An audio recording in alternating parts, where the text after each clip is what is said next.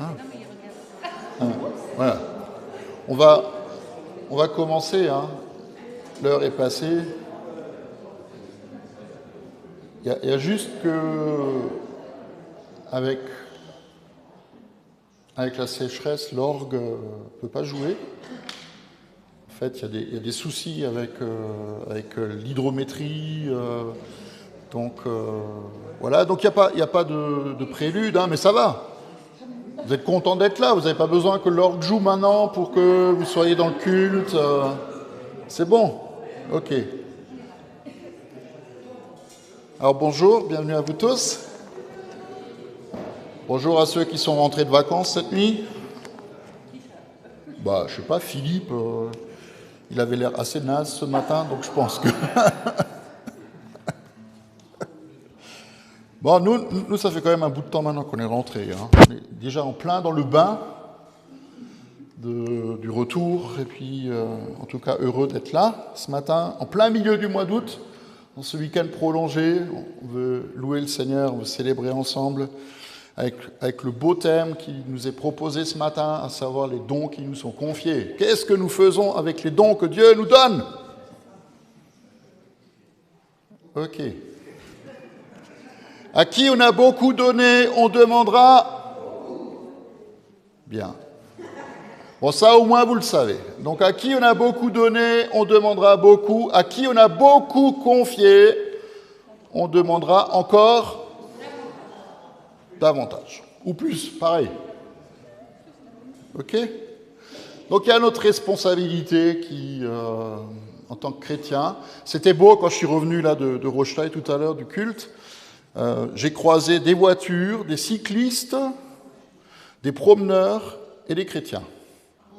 Donc il y a aussi des chrétiens qui peuvent se promener et faire du vélo, hein, c'est pas le problème, mais je trouvais ça beau. Il y a des gens qui allaient à l'église et d'autres qui faisaient du vélo.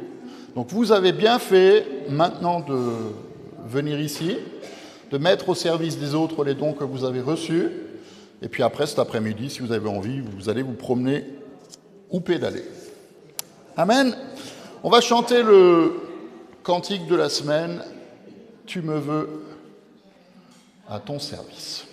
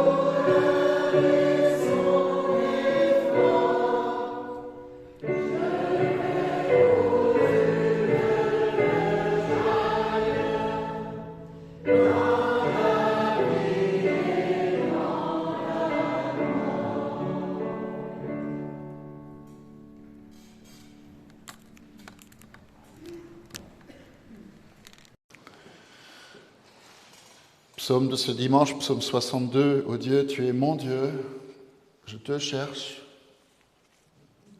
Mon âme a soif de toi, mon corps soupire après toi, dans une terre aride, desséchée. Ça, c'est dans le naturel, c'est comme dans le spirituel. C'est pourquoi je t'ai contemplé dans ta maison pour voir ta force et ta gloire. Car ta bonté vaut mieux que la vie. Mes lèvres célèbrent tes louanges, et ainsi je te bénirai toute ma vie. Je lèverai mes mains en faisant appel à toi.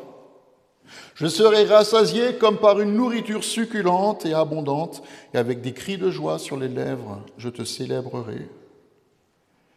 Lorsque je penserai à toi sur mon lit, lorsque je méditerai sur toi pendant les heures de la nuit, oui, tu es mon secours et je crie de joie à l'ombre de tes ailes.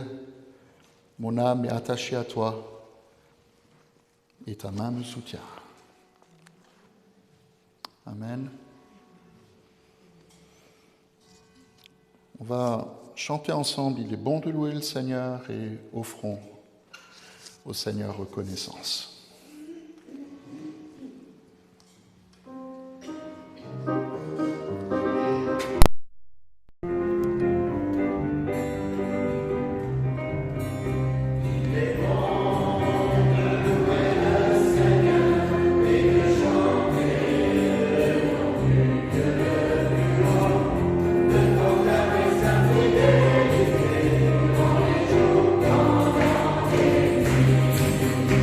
La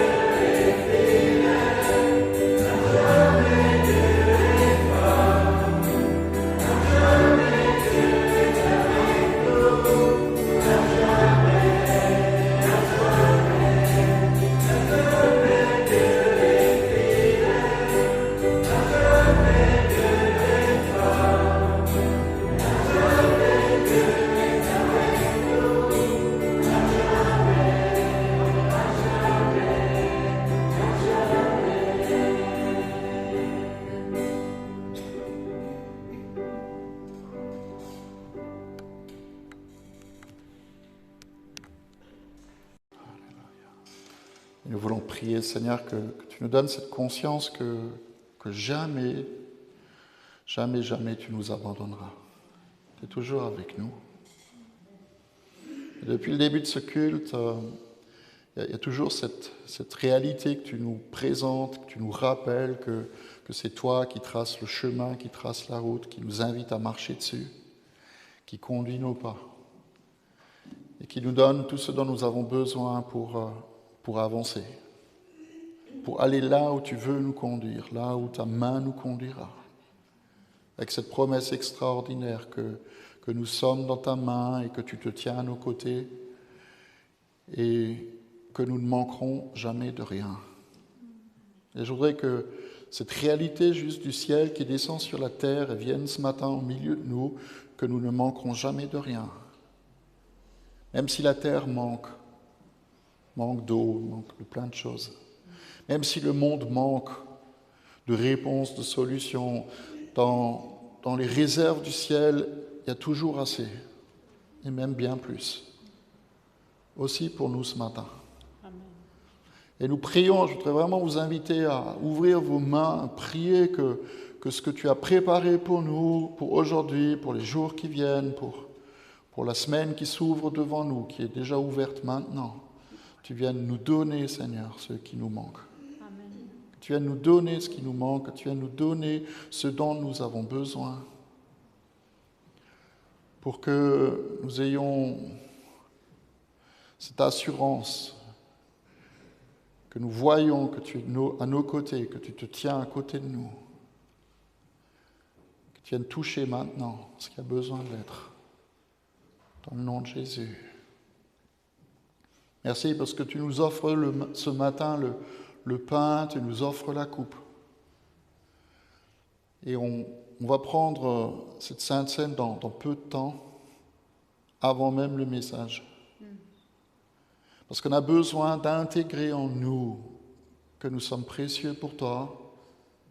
Nous avons besoin d'intégrer dans nos vies que c'est toi qui tiens nos vies, que tu nous as rachetés à grand prix, que nous avons de la valeur, une valeur éternelle pour toi. Et nous te disons merci, Père, ce matin. Merci de nous avoir donné Jésus et merci d'envoyer sur nous maintenant ton esprit qui répand ton amour dans nos cœurs. Qui vienne maintenant répandre ton amour dans nos cœurs. Même dans les endroits et les recoins de notre vie où on ne se sent pas aimé, où on ne s'aime pas soi-même, où on a du mal à aimer les autres, que ton amour vienne et se répande. Qu'il se répande.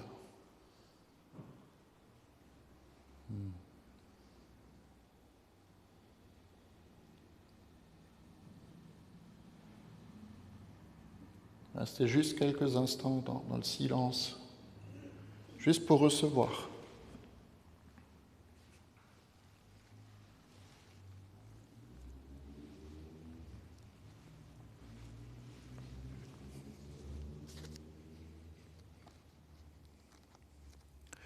Juste que nous recevions, continuez de tendre les mains. N'ayez pas peur de le faire, personne ne vous regarde. Il n'y a que le Père qui voit votre attente. Et je prie maintenant, Seigneur, que tu remplisses les mains qui sont tendues vers toi.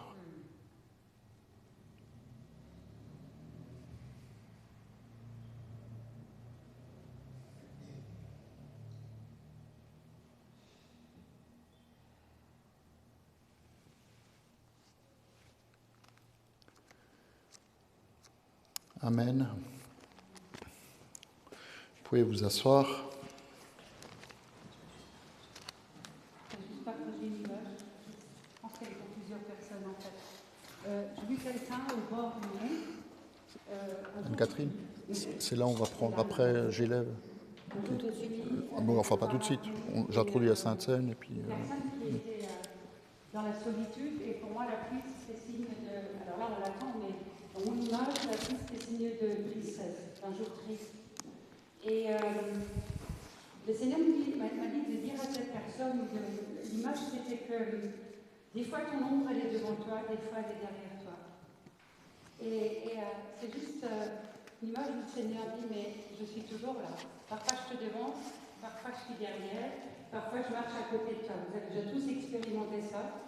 Quand on marche, des fois, effectivement, elle est derrière, puis elle arrive jusqu'à nous, puis elle nous dépasse, elle est devant. Et le Père dit juste, mais souviens-toi que je marche toujours avec toi. Comme il a été avec le peuple d'Israël dans le jour et dans la nuit et dans le feu.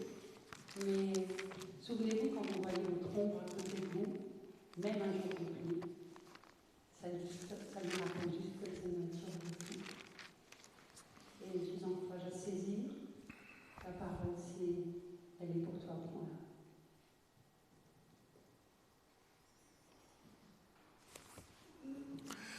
Amen. On va changer un petit peu l'ordre du culte. Vous l'avez peut-être compris ou sous-compris dans le temps de prière avant. On va prendre la Sainte Seine maintenant. Et je ferai le message après. Parce qu'en fait, le message, c'est la conséquence de la Sainte Seine. Et ce que je vais vous dire par rapport à elle. À savoir que le texte de l'évangile de ce matin, ce 14 août, c'est deux images que Jésus donne, ou deux paraboles qu'il raconte, sont très courtes, c'est chaque fois juste 2 versets, où il dit d'abord que le royaume des cieux ressemble à un trésor caché dans un champ. L'homme qui l'a trouvé le cache, et dans sa joie, il va vendre tout ce qu'il possède, et il achète ce champ. Et la deuxième parabole, donc c'est juste dans la suite, Jésus dit, le royaume des cieux ressemble encore à un marchand qui trouve de belles perles, qui cherche de belles perles. Et lorsqu'il a trouvé une perle de grand prix, il va vendre tout ce qu'il possède et il l'achète. Et en fait, si nous célébrons maintenant la Sainte Seine, ce qu'on va faire maintenant, c'est pour nous rappeler que le trésor et la perle, ce n'est pas le royaume de Dieu qu'on trouve un jour et où on donne tout pour le recevoir. Je crois que ce serait contraire même à l'esprit de l'Évangile. Le royaume de Dieu, il ne s'achète pas. Le royaume de Dieu, il se reçoit. Mais que le trésor, il faut que nous comprenions que le trésor et la perle de grand prix, c'est chacun d'entre nous. Nous sommes le trésor que le Père va acheter. Nous sommes la perle et le Père, il donne tout ce qu'il a pour nous avoir. Et il faut que ça entre dans notre esprit, que nous sommes, chacun et chacune de nous, de très grands prix. Un prix éternel. Et l'apôtre Paul, il écrit dans la première aux Corinthiens, au chapitre 6, la chose suivante. Je voudrais juste vous lire ces 2 versets. Écoutez bien ce qu'il dit. Il dit, ne le savez-vous pas, donc si vous ne le savez pas, je vous le dis ce matin, ne le savez-vous pas, votre corps est le temple du Saint-Esprit qui est en vous et que vous avez reçu de Dieu. Vous ne vous appartenez plus à vous-même. Oh. Vous ne vous appartenez plus à vous-même, car vous avez été rachetés à un grand prix. Vous avez été rachetés à un très grand prix. Et le prix de notre vie, la valeur qu'a notre vie, c'est la croix qui nous la donne. Le prix, c'est le prix de la croix. La valeur, c'est ce qui s'est passé sur cette croix. C'est le sang de Christ qui a coulé pour nous, pas seulement pour le pardon de nos fautes, mais aussi pour la guérison de notre cœur et de notre corps, pour nous racheter de l'enfer et de la mort et pour nous donner la vie éternelle. Nous avons été rachetés à un grand prix. Il y a d'autres traductions qui disent à un très grand prix. Et je voudrais vraiment vous encourager à vous regarder les uns les autres et à estimer la valeur qui est celle de votre voisin, pas la vôtre. Combien vous donneriez pour lui ou pour elle ? Non, mais c'est Ça vaut la peine de se poser la question, hein, combien il vaut? Combien elle vaut? Et Paul, il nous dit que nous avons été rachetés à très grand prix. Amen. Amen. Que les choses anciennes sont passées, que toutes choses deviennent nouvelles. Et chaque jour qui passe est un nouveau jour, mais avec tout ce que ça contient, pas juste un nouveau jour parce que voilà, demain on est le 15 août alors qu'aujourd'hui on est le 14, mais un nouveau jour dans le sens où le Seigneur veut accomplir en nous de nouvelles choses. Amen. Donc nous allons maintenant prendre la Sainte Seine. Parce que la Sainte Seine nous rappelle le prix payé pour notre vie et nous rappelle notre valeur. Et nous rappelle que nous sommes, pour le Seigneur, le Père du ciel, des hommes, des femmes, des jeunes, des moins jeunes, précieux pour lui. Amen. Normalement, ça devrait vous réjouir. Normalement, vous devriez bondir de joie, vous précipiter devant et prendre et manger et boire, mais... Bon.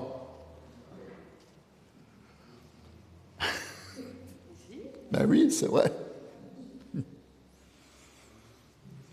Et je prie, Seigneur, maintenant, qu'alors que nous allons nous approcher de la table et prendre le pain et prendre la coupe, que tu nous donnes d'avoir cette conscience de notre valeur, consciente et consciente du prix payé,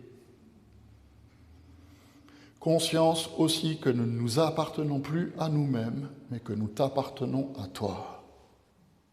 Et que si nous t'appartenons à toi, nous sommes ta propriété. Et il y en a de l'extérieur, des influences extérieures, ou même l'ennemi de nos âmes, qui n'ont plus aucun droit de regard. Ni droit de s'immiscer de nos affaires, de notre histoire, parce que nous t'appartenons. Et je prie qu'en prenant le pain, en partageant la coupe, pour laquelle nous rendons grâce, donner pour le pardon de nos fautes, mais aussi pour la vie nouvelle que tu nous offres. Que nous recevions maintenant ce dont nous avons besoin pour réaliser qui nous sommes. Que tu nous donnes d'être guéris maintenant au travers de cette Sainte Seine, guéris dans notre cœur et guéris dans nos corps. Dans le nom de Jésus. En nous rappelant que, en prenant le pain et en partageant la coupe, nous annonçons sa mort et sa résurrection. Jusqu'à ce qu'il vienne. Amen.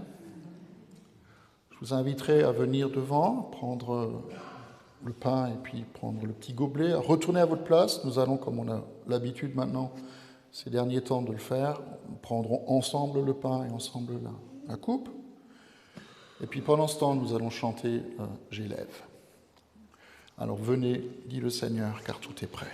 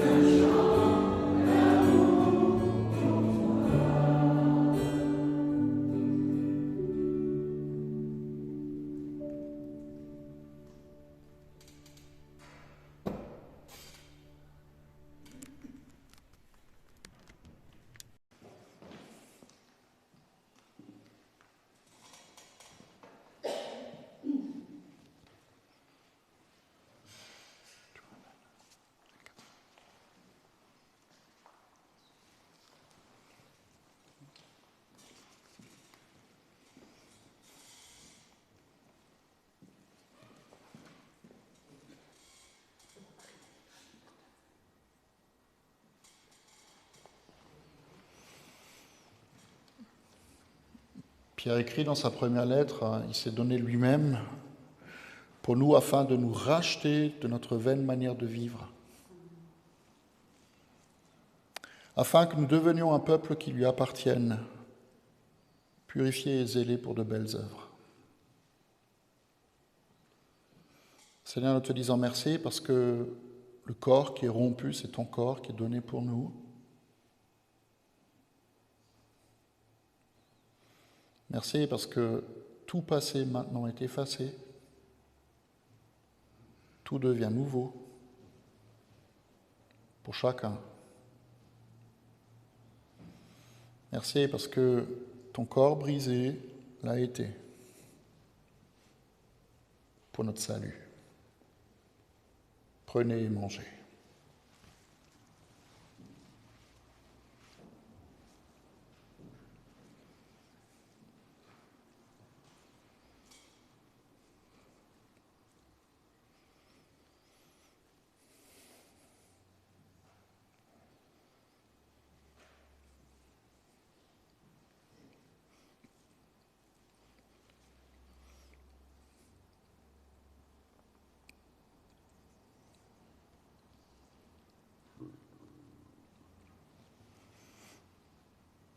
Paul écrit aux Galates que Christ nous a rachetés de la malédiction de la loi,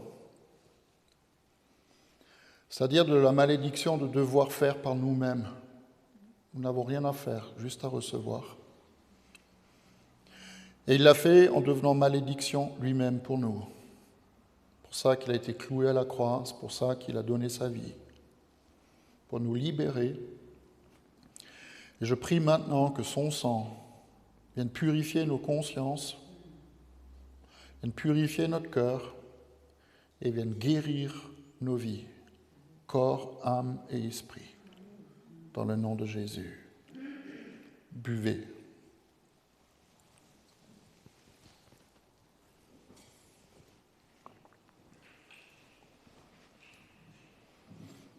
Et nous te disons merci Seigneur.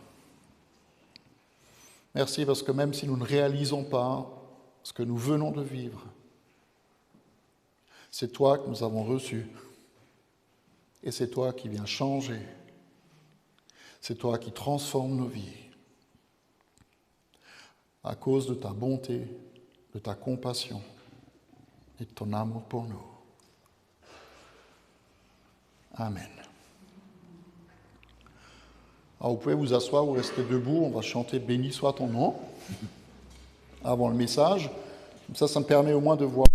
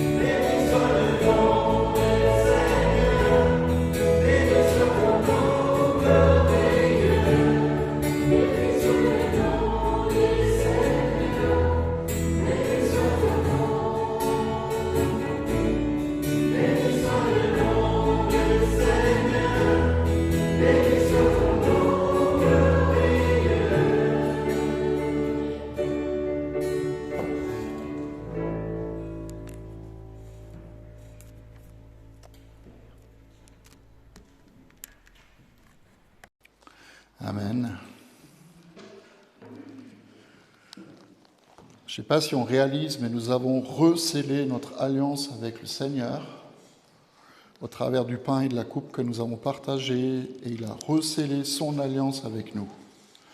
Rappelez-vous que dans la parole, c'est toujours lui qui est l'initiateur de l'alliance, et jamais les hommes. Toujours Dieu qui nous tend la main en tout premier. Et il nous a rappelé ce matin que nous avons été rachetés à très grand prix, que nous avons de la valeur, que nous sommes précieux pour lui, vraiment. Chacun d'entre nous. Vous pouvez mettre 1 million, 10 millions, 1 milliard sur la tête de votre voisin, de votre voisine, de votre frère, de votre sœur, de votre conjoint. Vous valez encore beaucoup plus que ça. Amen. Ok. Son corps a été brisé pour nous et son sang a coulé pour notre guérison.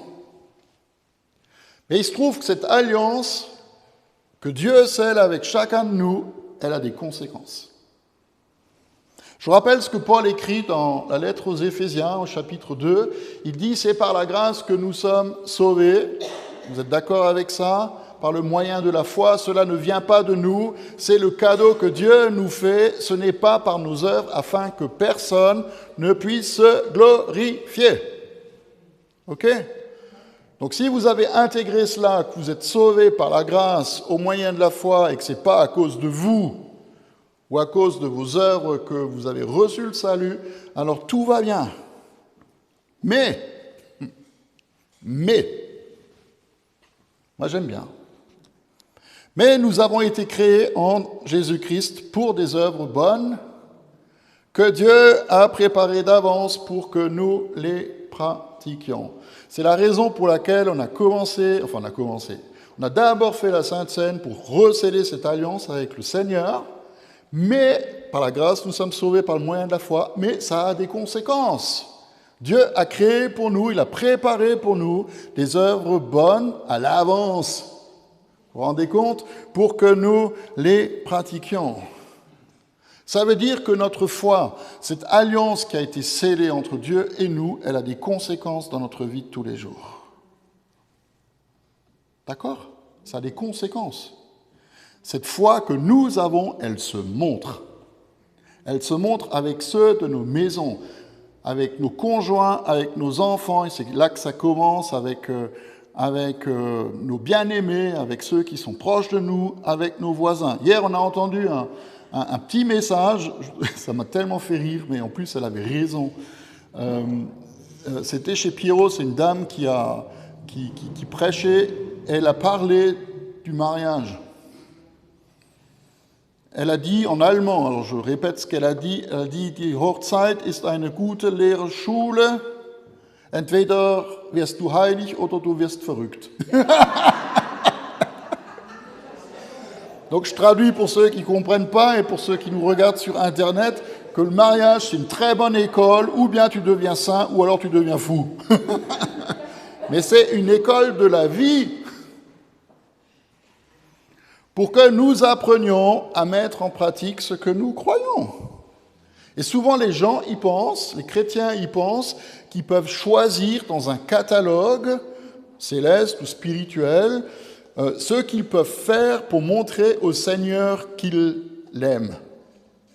Mais je vais vous dire, chacun d'entre nous, peu importe l'appel qui est le sien, chacun d'entre nous est appelé à aimer Dieu de tout son cœur, de toute sa pensée, de toute son âme, de toute sa force et son prochain comme soi-même.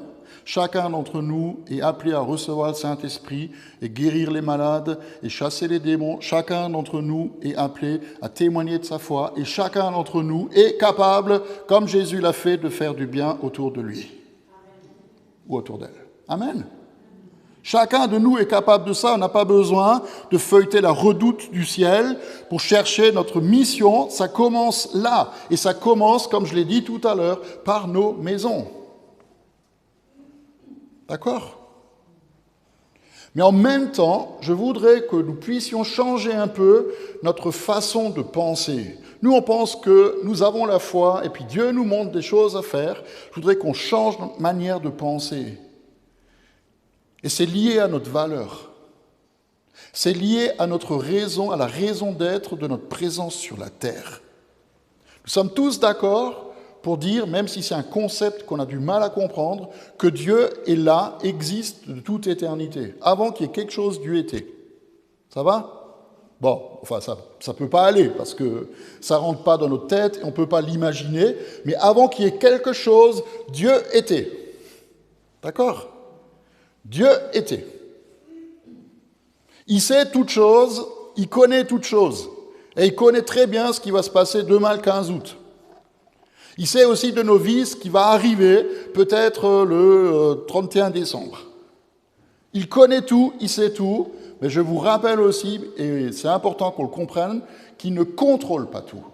D'accord ? Il sait tout, il connaît tout, mais il ne contrôle pas tout. Sinon, nous ne serions plus que des marionnettes entre ses mains, des pantins qui finalement sont programmés à l'avance pour toutes choses. Dieu sait, Dieu connaît, Dieu habite ces choses, mais il ne les contrôle pas toutes. Ok ? Et donc, le Seigneur, de toute éternité, il voyait déjà les problèmes arriver.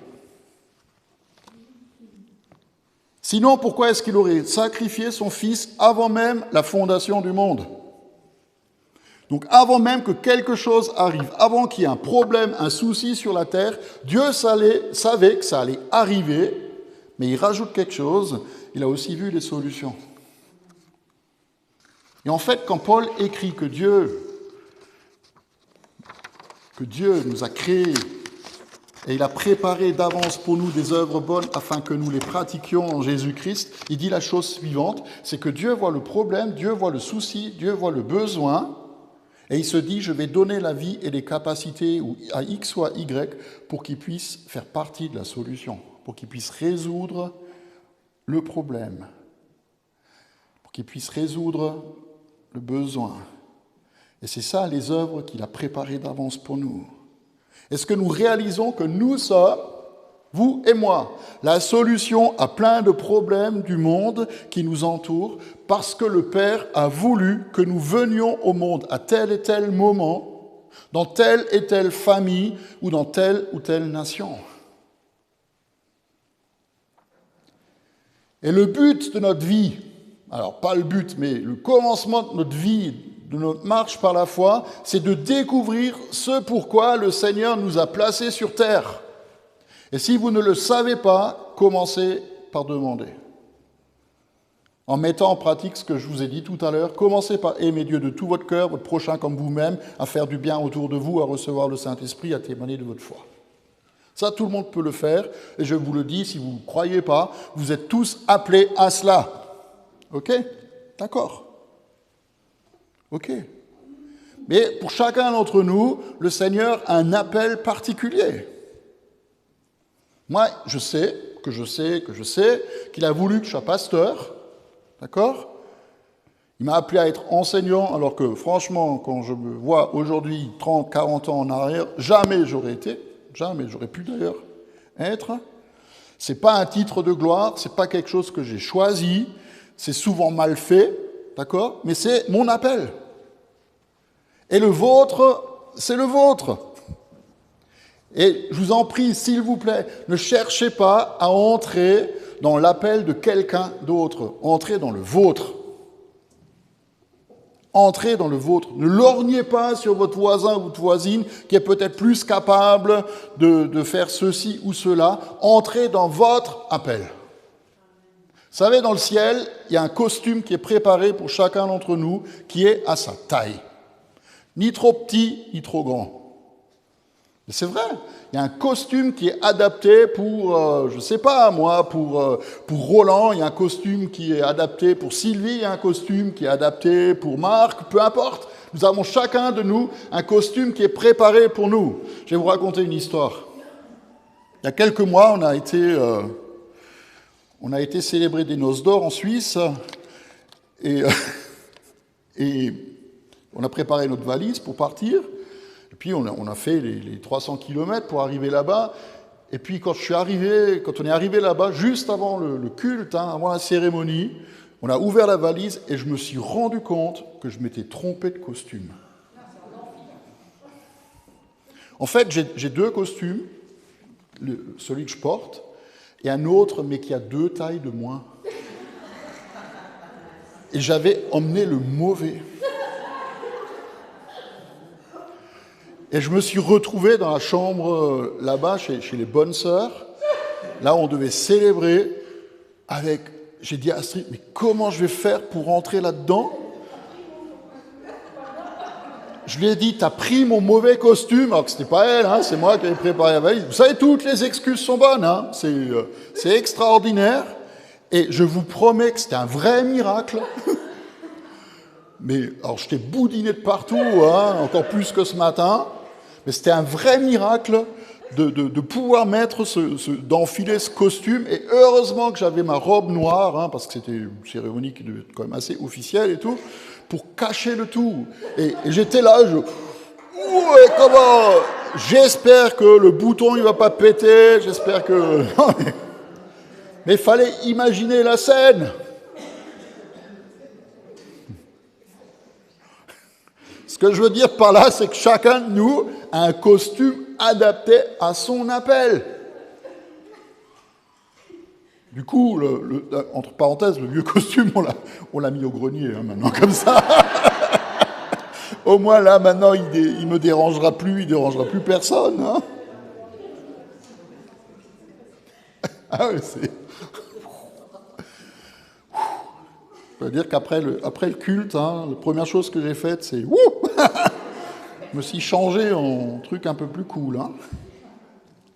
Mais si vous ne connaissez pas votre appel, si vous ne savez pas quel est le désir spécifique que le Père a pour vous, demandez-lui. Et je voudrais aussi le dire, parce que c'est important, on est aussi en Église pour être capable de discerner les uns avec les autres, pour que nous puissions faire ce que nous avons à faire. On n'est pas tous appelés à être pasteurs, à tes souhaits. On n'est pas tous appelés à être mères de famille ou à être des intercesseurs ou à être des enseignants ou des prophètes. Mais chacun de nous a un rôle à jouer. D'autant plus, je vais vous le dire parce que c'est le texte de ce matin, c'est que les temps sont courts et qu'il y a urgence. Et que nous ne devons pas passer à côté des occasions qui nous sont données par le Seigneur pour faire ce que nous avons à faire. Même Jésus, parce que le texte de ce matin, c'est la dernière parabole que Jésus raconte avant de mourir. Même Jésus, quand il rentre à Jérusalem, avant de monter à la croix ou d'être cloué sur la croix, il va profiter de ces derniers jours, de ces derniers instants, pour dire des choses très importantes sur les temps de la fin et sur son retour. Et il raconte des histoires, celles des vierges sages et folles, hein, vous savez, où il faut qu'on veille, qu'on attende patiemment jusqu'à ce qu'ils reviennent. Il y a l'histoire des brebis et des boucs, hein, ce que vous avez fait à l'un de ces plus petits de mes frères, c'est à moi que vous l'avez fait. Et entre les deux, il y a cette dernière histoire, cette dernière parabole qu'il raconte, qui est celle des talents. Et c'est le texte de ce matin, je ne vais pas faire un long discours sur le texte et un long commentaire, mais je voudrais juste vous rappeler ce qu'il dit. Ce sera en effet pareil au cas d'un homme qui, partant pour un voyage, il appela ses serviteurs et il leur remit ses biens. Il donna 5 sacs d'argent à l'un, 2 à l'autre et 1 au troisième. Je vais juste tordre le cou à une idée. Pourquoi un reçoit 5, l'autre que 2, le troisième 1? On n'en sait rien et c'est pas grave, c'est pas notre problème. C'est Dieu qui choisit. Et d'ailleurs, Jésus, il dit, chacun selon sa capacité. Il y a des choses que nous pouvons porter ou faire que d'autres ne peuvent pas porter ou faire. D'accord? Il faut que ce soit clair pour nous. Puis partit aussitôt, celui qui avait reçu les 5 sacs d'argent s'en alla travailler avec eux et il en gagna 5 autres.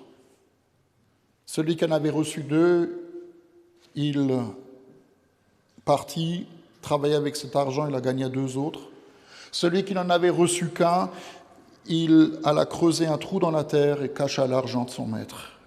Et longtemps après, le maître de ses serviteurs revint et leur fit rendre des comptes. Celui qui avait reçu les 5 sacs d'argent s'approcha en apportant les 5 autres et il dit, « Seigneur, tu m'as remis 5 sacs d'argent, en voilà 5 autres que j'ai gagnés. » Et son maître lui dit, « C'est bien, bon et fidèle serviteur, tu as été fidèle en peu de choses. Je te confierai beaucoup. Viens et entre dans la joie de ton maître. » Celui qui avait reçu les 2 sacs d'argent s'approcha aussi et dit, « Seigneur, tu m'as remis 2 sacs, en voilà 2 autres que j'ai gagnés. » Son maître lui dit, « C'est bien, bon et fidèle serviteur, tu as été fidèle en peu de choses, je te confierai beaucoup. Viens partager la joie de ton maître. » Celui qui avait reçu qu'1 sac, il s'approcha ensuite et il dit, « Seigneur, je savais que tu es un homme dur, qui moissonne où il n'a pas semé, qui récolte où il n'a pas planté. J'ai eu peur et je suis allé cacher ton argent dans la terre. Le voilà, prends-le, prends ce qui est à toi. » Et son maître lui répondit, « Serviteur paresseux. » Écoutez, serviteur paresseux. Tu savais que je moissonne où j'ai pas semé, que je récolte où j'ai pas planté. Il te fallait donc remettre au moins l'argent à la banque. Et à mon retour, j'aurais retiré ce qui est à moi avec des intérêts. Et il dit, prenez-lui donc le sac d'argent et donnez-le à celui qui a les 10. En effet, on donnera à celui qui a, il sera dans l'abondance, mais à celui qui n'a pas, on enlèvera même ce qu'il a. Et quant aux serviteurs inutiles et paresseux, jetez-les dehors. Dans les ténèbres, c'est là qu'il y aura des pleurs et des grincements de dents.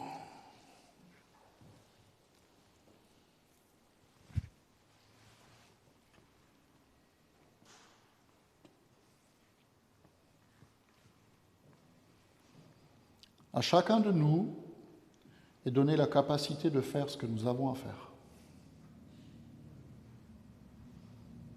Et si vous ne savez pas par où commencer, écoutez juste ce que Jésus dit. La première chose qu'il dit dans la parole, c'est ce que vous voulez, ce que nous voulons que les autres fassent pour vous, faites-le pour eux. Et il rajoute, c'est le message de la loi et des prophètes. Ça continue par aime Dieu de tout ton cœur et ton prochain comme toi-même. Il n'y a pas de plus grand commandement que ceux-là. Et même la nuit où il a été trahi, où il a porté le péché du monde, il a dit de manière très claire et de manière très concrète à ses disciples, comment vivre. Voilà mon commandement. Mon commandement, il n'y en a plus qu'un seul. Aimez-vous les uns les autres comme je vous ai aimés. Ce n'est pas une théorie, c'est juste concret et pratique. Soyez donc les imitateurs de Dieu, puisque vous êtes ses enfants, écrit Paul, et vivez dans l'amour, suivant l'exemple de Christ. Si nous commençons par cela, nous remplissons le sac d'argent et on le multiplie. Si on ne commence pas par ces choses, et je ne parle même pas de notre appel spécifique, si on ne commence pas par ces choses, tout ce qu'on fait, c'est juste enterrer ce pourquoi Christ est mort.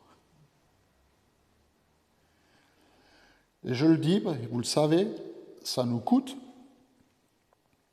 Non? Si, ça nous coûte, mais ça vaut la peine. C'est comme le pardon. Pardonner et demander pardon sont la première chose que le Seigneur demande à ses disciples quand il ressuscite.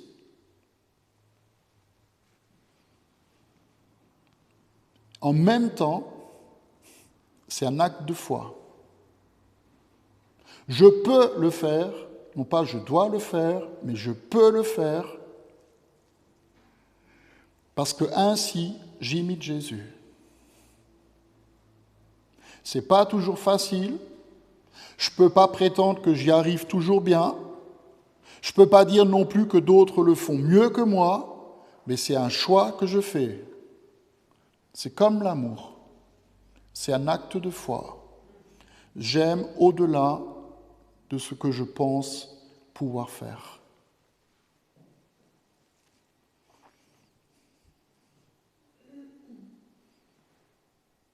Est-ce que nous voulons être paresseux? Le royaume de Dieu, c'est pas s'asseoir sur une montagne et boire le café en attendant que Jésus revienne. Le royaume de Dieu, c'est recevoir pour donner. C'est partager ce qui nous a été confié. D'ailleurs, je ne sais pas si vous le remarquez, mais les trois qui reçoivent de la part du Maître, ils ont bien conscience que ça ne leur appartient pas. Tous les trois. C'est pas de eux, c'est pas à eux, c'est à lui. Tout comme chacun d'entre nous n'est que prêté sur cette terre. Hein. Que notre conjoint ou nos enfants ne nous sont que prêtés pendant un temps. Mais qu'est-ce que nous faisons de ce temps-là avec ce que le Seigneur nous donne? Moi, j'aime ce que le Seigneur il nous dit. Je ne voudrais pas finir sur une note qui serait négative. Hein. J'aime ce qu'il nous dit. Si tu es fidèle en peu de choses, je pourrais te confier beaucoup. Entre dans la joie de ton Maître. C'est la parole que j'ai envie d'entendre à la fin de ma vie. Et j'espère que vous aussi. Vous savez, le Seigneur, il n'oublie aucun des gestes d'amour ou de pardon ou de réconciliation ou de paix ou de bonheur qu'on a pu partager avec d'autres. Rien n'est oublié. Jésus va même jusqu'à dire que si on donne un verre d'eau à un petit qui a soif, notre récompense sera grande. Alors vivons ainsi, et nous serons enfants de notre Père qui est au ciel. Amen. Ok. Je suis content. Il n'est pas encore midi. On va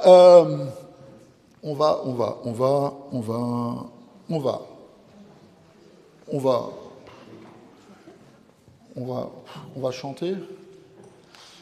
Non, on va pas chanter. On va pas chanter.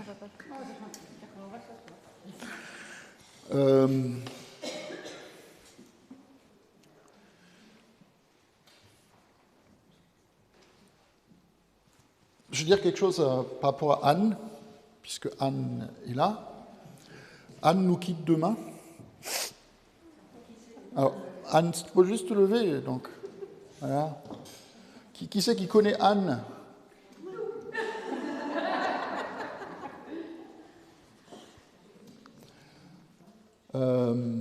Comment je vais le dire? Anne a demandé le baptême il y a quelques mois. Hein. Ceux qui étaient là, vous vous en souvenez. Et puis, elle avait fait le choix, avant de recevoir le baptême, de quitter la France. Hein. On va le dire comme ça. Hein. De choisir une autre aventure. Et d'aller à l'étranger au service de l'éducation nationale. Alors ça ne s'est pas fait l'année dernière, et moi je bénis le Seigneur que ce n'est pas arrivé. Ouais, ça ne devait pas se faire. Elle devait partir en Arménie, et puis ça ne s'est pas fait, et Dieu sait pourquoi, hein. Et nous on sait aussi maintenant pourquoi. Mais maintenant elle va partir en Pologne, elle va partir à Varsovie, demain, pour, je ne sais pas, tu veux dire un mot, ce que tu vas faire là-bas? En toute simplicité, je vais juste faire mon métier de chef d'établissement. C'est vrai que ça faisait très longtemps que je voulais le faire et je ne voulais pas avoir de regrets. Donc voilà, je pars avec un gros pincement au cœur parce que j'ai été vraiment accueillie et j'emmène avec moi tout le monde dans ma tête. Et je voulais vraiment vous remercier tous parce que je me suis sentie vraiment très bien ici et voilà. C'est un peu dur pour moi de partir demain parce que quand même, hein, je vais laisser derrière moi plein de gens que j'apprécie et une fraternité, une chaleur que je n'ai pas trouvée ailleurs. Donc voilà, merci beaucoup. Merci à tous pour tout. Voilà. Et j'ai envie de te dire, Anne, que tu pars pas... J'ai dit avant que tu partais au service de l'éducation nationale. Moi, je crois que c'est beaucoup plus que ça. Tu l'as dit toi-même, tu as emmené avec toi des choses que tu as reçues. Je crois que tu vas partir aussi en mission, de la part du Seigneur, pour être auprès des Polonais qui en ont bien besoin, comme chacun, hein, pour être porteur de cette lumière qui brille en toi. Et je voudrais qu'on, quelque part, on va finir le culte, hein, on va pas, il est presque midi, mais on va pas prolonger. La semaine dernière, on était un culte qui a commencé à 10h, on est rentré à 1h.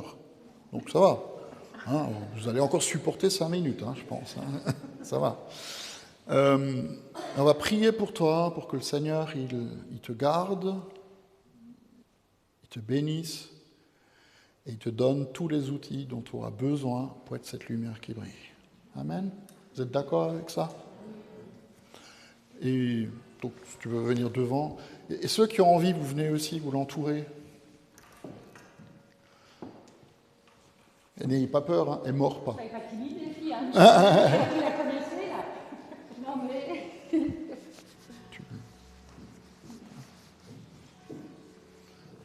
Mais pourquoi vous avez derrière? C'est du devant. Pourquoi vous avez derrière?